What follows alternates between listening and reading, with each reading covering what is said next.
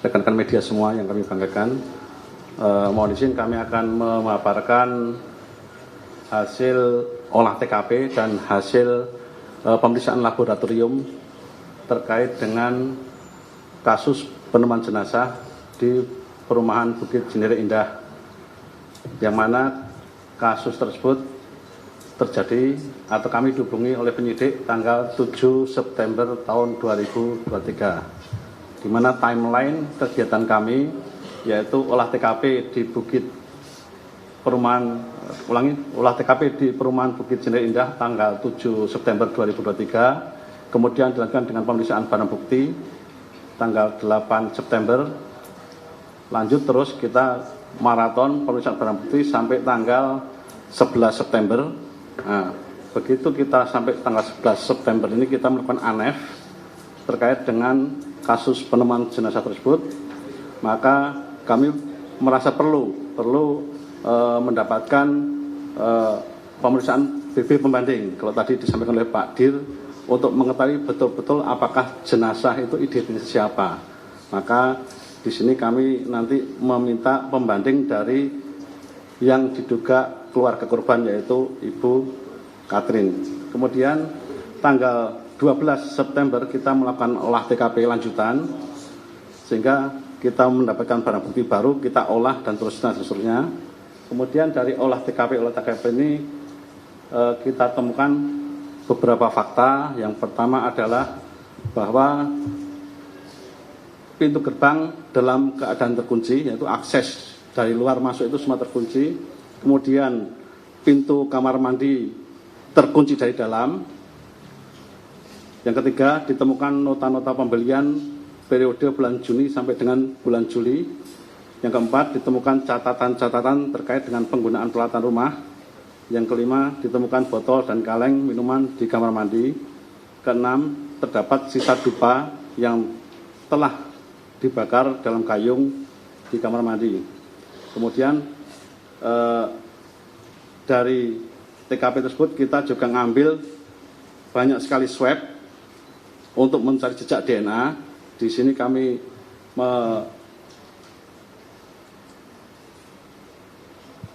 mendapatkan 26 sampel BB untuk diperiksa DNA-nya.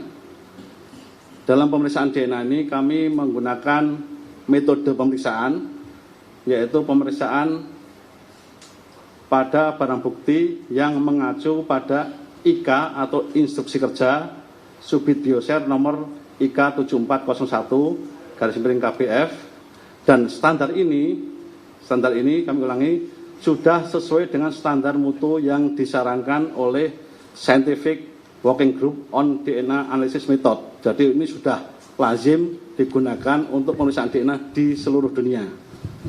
Jadi kita hasilnya bisa sangat yakin.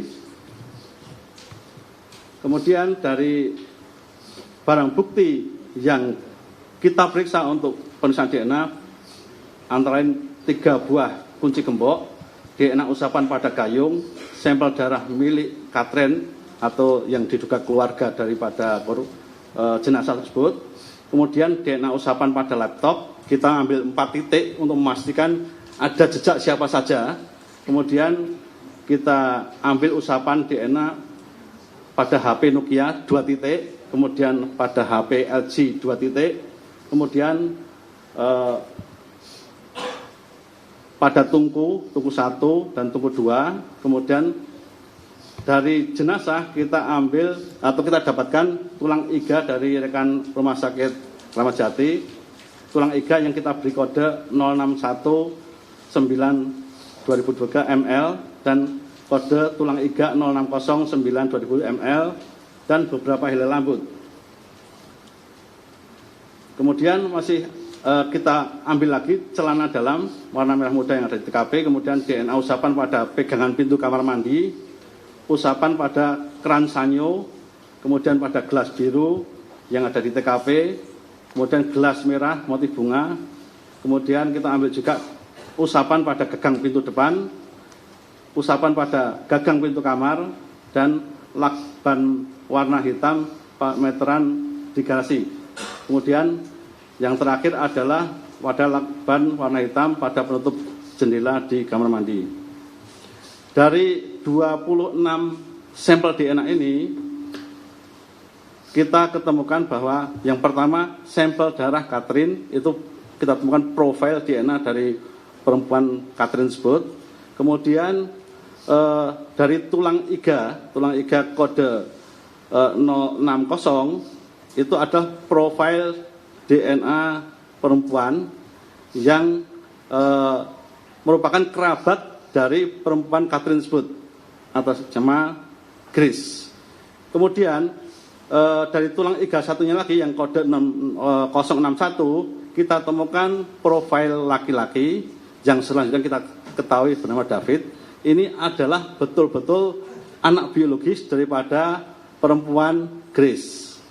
Ini yang pertama untuk mengetahui identitas dulu. Kemudian dari usapan DNA yang lain yang bisa diidentifikasi hanya DNA pada usapan laptop 1-4 itu kita temukan DNA-nya David. Kemudian usapan pada HP Nokia Spot 1 dan 2 kita juga temukan DNA David.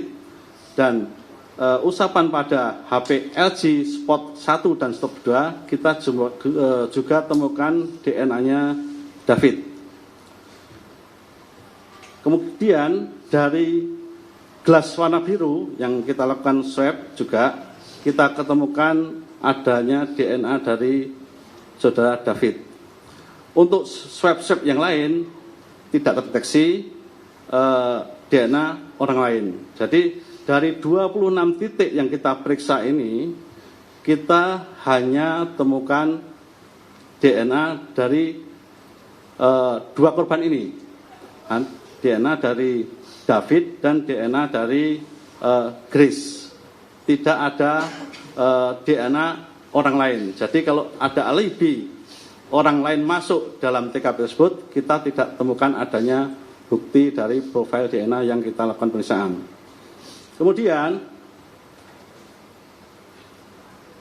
dari pemeriksaan lanjutan kita dari bidang kimia biologi forensik kita menerima 23 sampel barang bukti untuk dilakukan pemeriksaan toksikologi. Yang pertama adalah organ dari Grace Aryani Harahap, yaitu dari organ hepar, usus halus, usus 12 jari, jaringan lambung, limpa, otak, jantung, usus besar, dan paru. Kemudian yang kedua adalah organ dari David Arianto, yaitu ada paru, jantung, lambung, usus halus, usus 12 jari, saluran cerna, usus besar. Dari dua jenazah tersebut kita lakukan pemeriksaan toksikologi secara mendalam.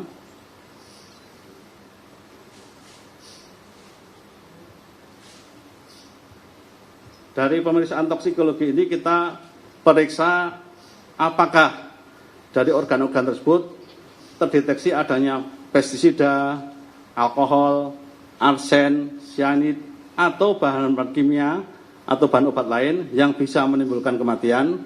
Ternyata setelah kita lakukan dengan teliti bahwa organ dari Grace Aryani Harahap maupun organ dari David Arianto tidak kita temukan atau tidak terdeteksi adanya bahan-bahan berbahaya yang menyebabkan kematian.